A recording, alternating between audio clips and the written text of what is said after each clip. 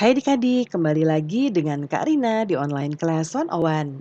Kali ini kita akan belajar kelas 6 tema 4, subtema 2 globalisasi dan manfaatnya. Di pembelajaran 2 kita akan belajar matematika, PPKN dan SBDP di halaman 59 sampai dengan 67. Adik-adik untuk melihat video lain bisa klik di kanan atas videonya. Nanti akan ada rekomendasi playlist dan juga pembelajaran lain tapi sesuai dengan judulnya ya.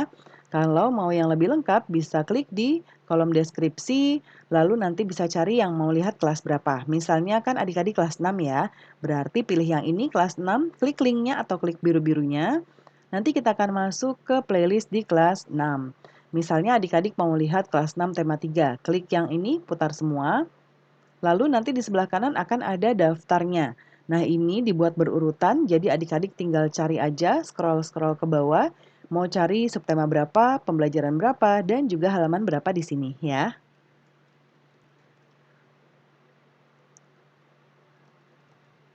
Nah kita mulai ya adik-adik, ini kita sudah sampai ke pembelajaran 2. Lalu ada Udin katanya globalisasi membawa banyak manfaat bagi masyarakat dunia. Warga dunia mempunyai banyak kesempatan untuk mengembangkan dirinya. Mang Samad adalah seorang pengusaha yang berhasil mencapai kesuksesan. Yuk kita simak ceritanya. Nah adik-adik silakan dibaca untuk teks bacaan berikut judulnya Pengrajin Garut yang Menembus Dunia. Ya. Nah ini silakan dibaca, di-pause dulu videonya. Atau bisa lihat juga dari buku. Karina lanjutkan ke halaman berikutnya. Di-pause lagi ya. Lalu kita mulai dari paragraf ini. Nah, sampai sini ya. Nah, ini ada toko Mang Samad ya. Nah, Mang Samad ini berjualan membuka toko ya adik-adik ya. Tokonya ini adalah membuat produk sendiri atau memproduksi sendiri apa yang dijualnya yaitu sandal kulit Garut ya, sandal kulit Garut Mang Samad. Nah, sekarang masih lanjut ke sini ya. Oke, sudah selesai ya membacanya. Sekarang kita akan menjawab pertanyaannya. Nah, Karina sudah tuliskan di sebelah kanan, jadi kita bisa baca lagi, kita bisa kembali ke teks bacaannya untuk mencari jawabannya. Yang pertama, siapakah Mang Samad? Nah, Mang Samad ini adalah seorang pengrajin sandal kulit dari Garut, ya. Kemudian bagaimana Mang Samad mengawali usahanya? Nah, ini di bagian ini nih. Ya, awalnya Mang Samad adalah penjual sandal kulit keliling dari desa ke desa. Beberapa minggu sekali ia menjajakan sandal kulit yang diambilnya dari pabrik ke Jakarta. Ia kemudian mencoba membuat sandal kulit sendiri dan menjualnya dengan menitipkan ke toko atau temannya. Ya, ini ada di bagian ini nih ceritanya ya. Kemudian bagaimana Mang Samad mengembangkan usahanya? Nah, itu di bagian sini ya adik-adik ya. Ketika produknya laku, ia terus mencoba model yang baru, mencoba warna yang baru. Kemudian ia mencari pegawai dengan mengajak orang-orang di lingkungannya untuk membantu. Usaha Mang Samad pun terus berkembang. Ia pun secara berkala mengeluarkan model baru dengan bahan terbaik dan jahitan yang kuat. Suatu ketika melalui pameran produk karya Indonesia di Jakarta, Mang Samad pun mampu menarik beberapa importir dari luar negeri. Sekarang produk sandal Mang Samad berhasil menembus pasar mancanegara ya. Kemudian berikutnya keberhasilan apa yang sudah dicapai oleh Mang Samad. Nah, Mang Samad ini berhasil membuat usahanya maju dan sukses ya, bahkan mampu menembus pasar mancanegara. Selain itu, tentunya ia juga sudah berhasil mengharumkan nama Indonesia ya. Kemudian yang kelima, keterampilan apa yang dimiliki Mang Samad, yaitu memproses dan menjahit kulit menjadi sandal dengan pola dan kualitas yang bagus dan juga serta dia mampu menganalisa peluang, ya. Lalu yang keenam, sikap apa yang dimiliki oleh Mang Samad? Nah, tentunya setelah kita baca tadi, sikap Mang Samad itu adalah kerja keras, terus belajar ya, karena terus belajar lagi membuat sandal yang terbaik ya. Kemudian selalu berinovasi, mencari model terbaru, ya, kemudian warna terbaru dan lain sebagainya. Kemudian, kesuksesan wujud dari kerja keras tanpa henti ya adik-adik. Ketika mendapat hambatan, hendaknya menjadi pembelajaran, jangan menyerah. Nah, hal yang juga penting adalah inovasi. Karena dengan inovasi, kita bisa mencari tahu minat konsumen sehingga usaha kita bisa terus berkembang. Lalu yang ketujuh, apa dampak dari keberhasilan usaha Mang Samad bagi diri Mang Samad sendiri? Ekonomi Mang Samad meningkat pastinya ya, karena penjualannya juga meningkat. Ia juga merasa bermanfaat bagi orang lain karena melalui usahanya ia juga mampu membantu menaikkan taraf hidup masyarakat di lingkungannya. Ya. Nah, kita ke yang selanjutnya. Masyarakat Indonesia mempunyai keragaman ekonomi, seperti yang telah kamu pelajari sebelumnya bahwa keragaman itu dipengaruhi oleh banyak faktor. Salah satunya adalah keterampilan dan pendidikan, serta juga usaha keras. Setiap orang mempunyai potensi diri yang berbeda. Potensi tersebut harus diasah supaya seseorang bisa berhasil. Di era globalisasi seperti sekarang, setiap orang harus terus meningkatkan potensinya supaya ia terus bisa bersaing secara sehat. Siapkah kamu menghadapi era globalisasi? Nah, harus siap ya adik-adik. Nah, sekarang kita coba lihat untuk menghadapi globalisasi apa saja yang sudah kita punya. Nah, ini contoh ya adik-adik ya. Karina buat contoh mungkin dari Karina ya. Misalnya potensi yang aku miliki adalah di bidang komputer dan internet ya. Kemudian berikutnya potensi yang perlu aku kembangkan yaitu cara edit video dan menulis untuk dikembangkan menjadi blogger atau channel YouTube. Ya, nah adik-adik juga bisa ya membuat rencana seperti ini. Nah, usaha untuk mengembangkan diri apa? Yaitu belajar mengenal komputer dan digital melalui media online, baik YouTube maupun Google, ya.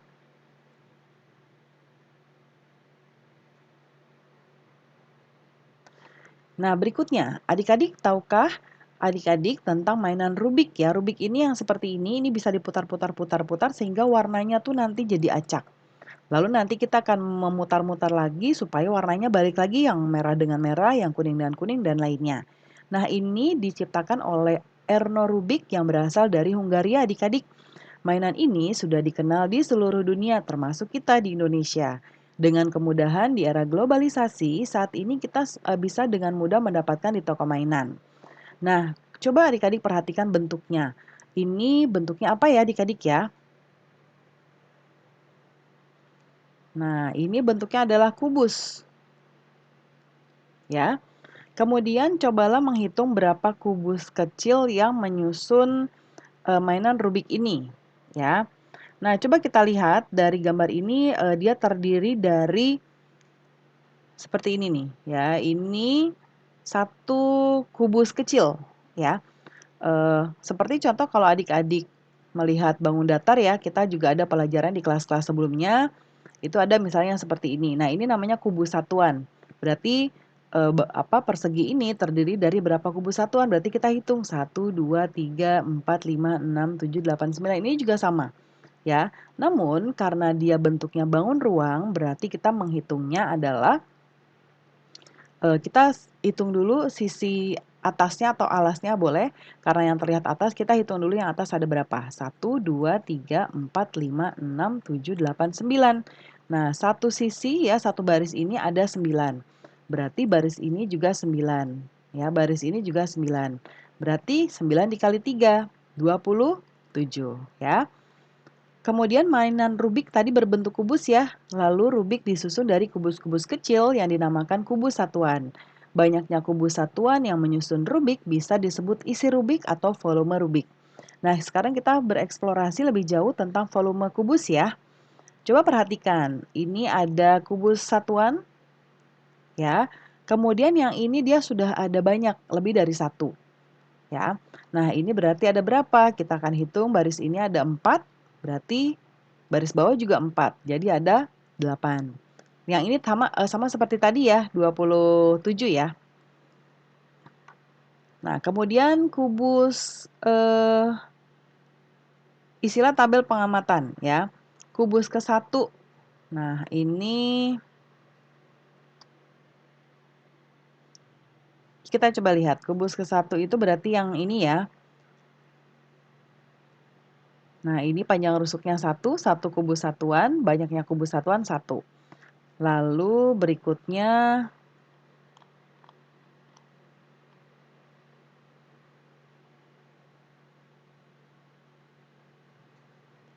nah ini coba kita lihat ya. Oh, pola bisa ditambah. Nah, kita boleh menambahkan ya adik-adik ya.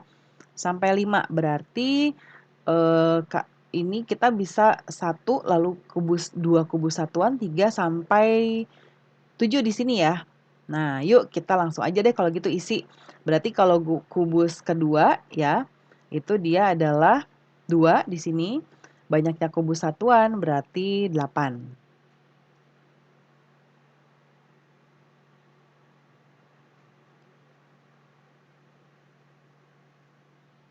Ya, seperti ini nih ya. Kemudian yang ketiga, yang ini nih ya. Kalau 3 seperti ini.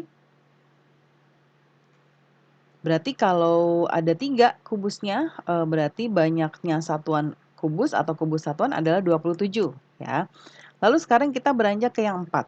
Kalau yang 4 berarti panjang rusuknya ada 4, berarti kalau di sini 3, dia ada 9 ya tadi, berarti kalau di atasnya ada 4, berarti 4 kali 4 yaitu 16.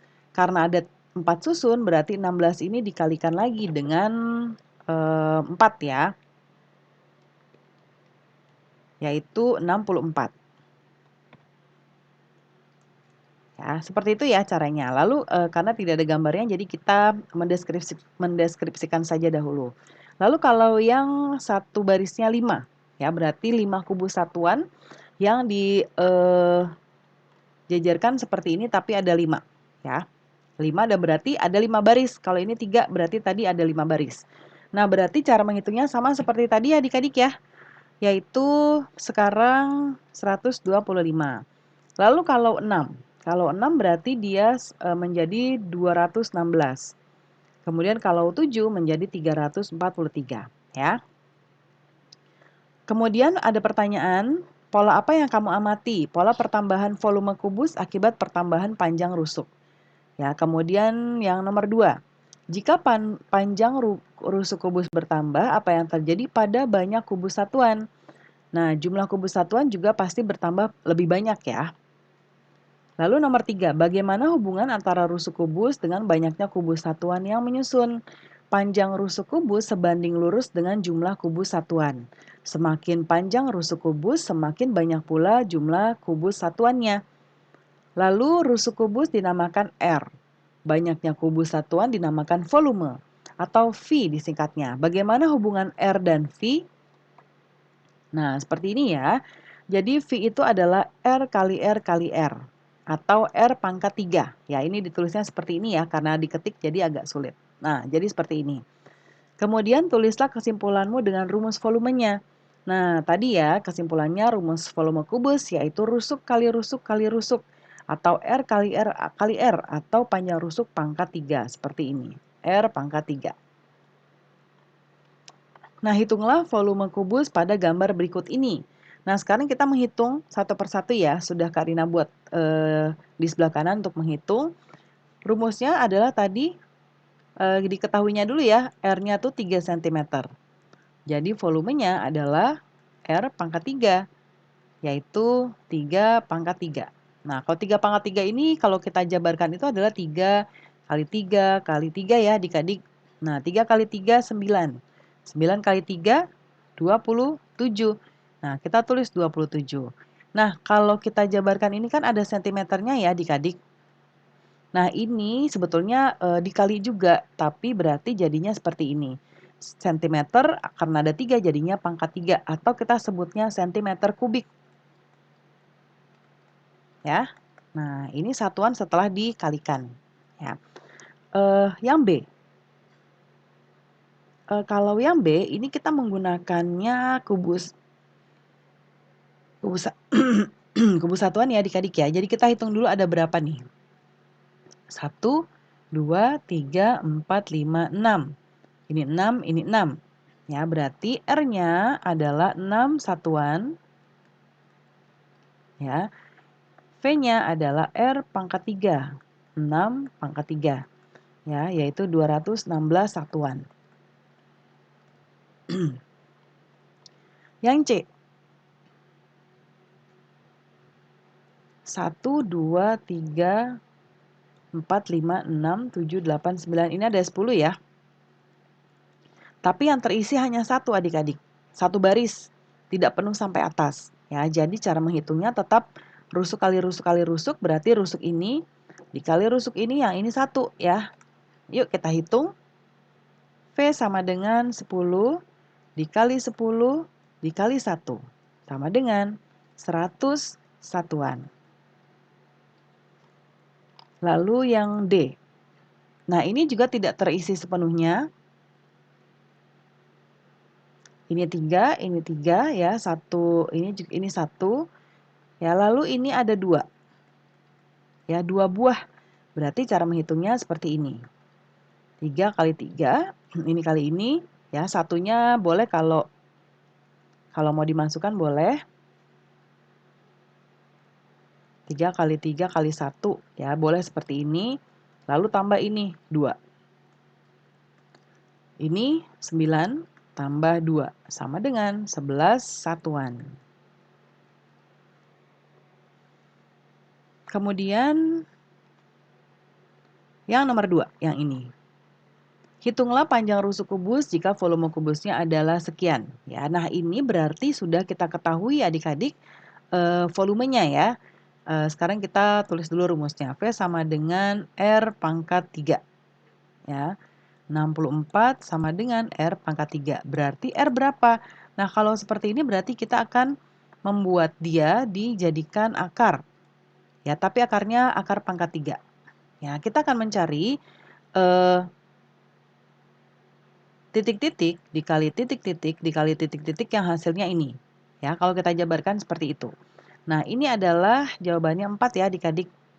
Ya, jadi 4 dikali 4 dikali 4 hasilnya adalah 64. Sekarang yang 516. V sama dengan R pangkat 3, lalu 516 sama dengan R pangkat 3. R sama dengan 516. Nah, yang ini adalah 8. Ya. Kemudian, ini cm ya. Yang berikutnya 125. 125 sama dengan R pangkat 3. R sama dengan akar pangkat 3 dari 125, yaitu 5 cm. Kemudian berikutnya soal cerita. Dayu mempunyai tempat air yang berbentuk kubus. Jika panjang rusuk tempat air adalah 50 cm, hitunglah volume tempat airnya. V sama dengan 50 pangkat 3. Nah, ini kita kalikan ya, hasilnya 125.000 cm kubik. Yang soal nomor 4, Dina dan Siti mempunyai tempat air berbentuk kubus. Panjang rusuk tempat air Dina adalah 30 cm dan 40 cm. Ya. Nah, ini ada 2 berarti ya adik-adik. Lalu ditanya adalah selisih volume tempat air Dina. Nah, kita langsung menggunakan rumus saja. Kita bisa 2 cara ya. Cara ke-1 kita bisa mencari dulu masing-masing. Ya. Volume kubus Dina. Sebentar ya. R pangkat 3. Berarti kalau punya Dina yang 30 ya. 30 pangkat 3. Ya. Nah, ini adalah 27.000 cm kubik. Lalu volume dari milik Siti 40 pangkat 3. 64.000. Lalu kita tambahkan. Kita kurangi ya karena selisih. Volume Siti dikurangi volume Dina. ya. 64.000 dikurang 27.000 sama dengan 37.000 cm kubik ya. Atau bisa juga kita langsung memasukkan rumusnya seperti ini. Selisih sama dengan karena lebih besar panjang rusuk punya Siti berarti kita yang lebih besar dulu ya. Jadi V Siti dikurangi V Dina. Langsung seperti ini. Lalu kita masukkan rumusnya. Ya, R pangkat 3 dikurang R pangkat 3. Berarti di sini punya Siti tadi 40 pangkat 3 dikurang 30 milik Dina pangkat 3. Ya, lalu langsung aja kita masukin di sini 27.000 64.000 punya Siti ya. Dikurang 27.000. Nah, sampai sini udah sama dari sini ya. Sama dengan 37.000 cm kubik. Nah, yang berikutnya, ambillah postermu tentang budaya tempat tinggalmu yang sudah kamu buat di pertemuan sebelumnya. Presentasikan poster tersebut ya. Nah, nanti minta satu teman untuk memberikan pendapat. Ini berarti disesuaikan dengan komentar dari teman-teman ya adik-adik. Jadi tidak Karina bantu jawabkan. Kemudian bagian renungan, apa yang sudah adik-adik pelajari hari ini? Ya, ada cukup banyak ya, yaitu salah satunya kalau di matematika adalah menghitung volume kubus. Nilai-nilai baik apa dari Mang Sama? Tadi kerja keras, berinovasi ya. Sikap apa yang bisa kita tunjukkan? Nah, ini di kegiatan sehari-hari. Ya, misalnya ketika sedang melakukan percobaan seperti tadi percobaan lampu kita bisa berinovasi. Ya. Nah, lalu sampaikan kepada orang tua ya adik-adik ya, minta pendapat tentang hal baik yang bisa kamu lakukan. Nah, pembelajaran kita sudah selesai ya. Terima kasih sudah menonton sampai akhir. Mohon dimaafkan apabila ada kesalahan dalam perkataan maupun dalam materi yang diberikan. Sampai jumpa di pembelajaran berikutnya. Dadah!